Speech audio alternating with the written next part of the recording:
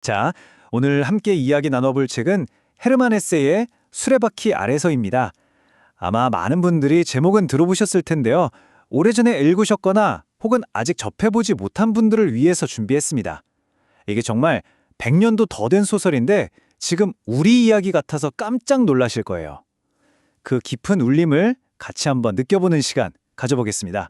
혹시 주변의 기대 때문에 숨이 턱 막히는 것 같은 기분 느껴보신 적이 있으세요? 너는 잘해야 돼. 우리가 너한테 거는 기대가 얼만데? 이런 말들이요? 아마 다들 한 번쯤은 경험해 보셨을 거예요. 바로 이 무거운 기대라는 감정이 오늘 이야기의 가장 중요한 시작점입니다. 네, 그럼 그 수레바퀴 아래 놓여있던 한 소년의 이야기 속으로 들어가 보겠습니다. 주인공 이름은 한스 기벤 라트예요.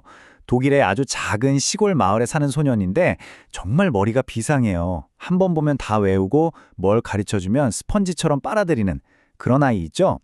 그런데 이 뛰어난 재능이 아이러니하게도 한스에게는 너무나 큰 짐이 되어버립니다.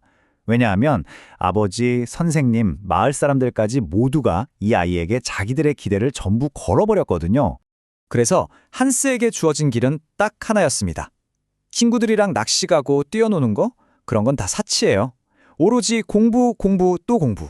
그렇게 해서 어려운 시험에 붙고 명문 신학교에 들어가서 최고의 성적을 내는 것. 이게 바로 당시 사회가 영재라고 불리는 아이들에게 강요했던 단 하나의 성공 공식이었던 거죠. 마치 경주마처럼 앞만 보고 달리도록 채찍질하는 것과 같았어요. 이렇게 꽉 막힌 숨 막히는 한스의 세상에 드디어 작은 균열을 내는 사람이 나타납니다. 한스의 인생을 통째로 흔들어버릴 아주 특별한 친구죠. 바로 헤르만 하일너라는 친구입니다. 신학교에서 만났는데 와, 한스랑은 정말 180도 다른 인물이에요. 한스가 모범생의 표본이라면 하일러는 그야말로 자유로운 영혼의 끝판왕이죠. 딱딱한 규칙, 시험 성적, 그런 것보다 시를 읊고 자연을 느끼고 나는 누구인가를 고민하는 걸 훨씬 중요하게 생각하는 그런 친구였습니다. 하일러가 한스에게 계속해서 말을 걸어요. 한스, 공부가 인생의 전부가 아니야. 저기 흐르는 강물도 좀 보고 시도 좀 읽고 네가 진짜 원하는 게 뭔지 생각해봐. 이렇게요. 한스에게는 정말 처음 들어보는 이야기였을 겁니다. 성공을 위한 공부가 아니라 인생을 즐기는 법을 알려준 최초의 사람이었으니까요. 마치 정해진 길 말고 네 마음에 이끄는 길로 가봐 하고 속삭이는 것 같았죠. 자, 여기서부터 이 소설의 진짜 갈등이 폭발하기 시작합니다. 바로 두 세계가 정면으로 부딪히는 거죠.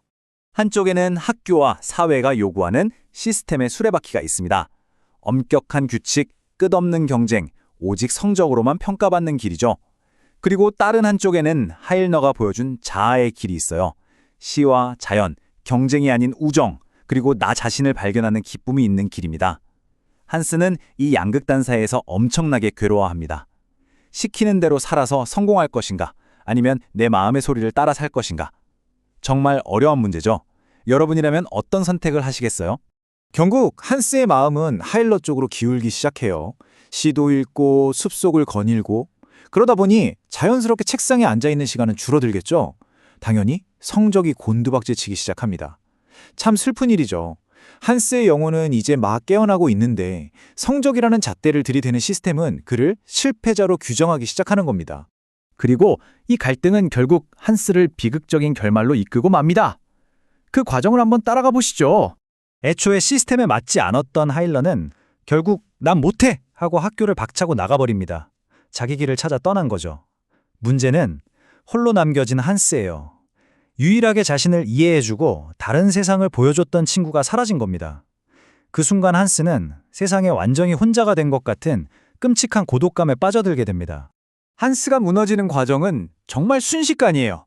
첫째, 유일한 친구가 떠나면서 깊은 외로움에 빠지죠. 둘째, 그 스트레스 때문에 신경쇠약에 걸리고 건강이 완전히 망가져요. 결국 셋째, 성적 부진과 건강 문제로 그토록 들어가고 싶어 했던, 아니 들어가야만 했던 신학교에서 쫓겨나고 맙니다. 한 사람의 영혼이 어떻게 산산조각 나는지를 너무나도 아프게 보여주는 대목입니다.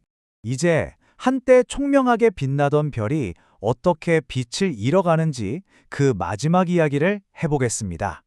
결국 고향으로 돌아오게 되는데요. 그런데 예전의 그 고향이 아닌 거예요.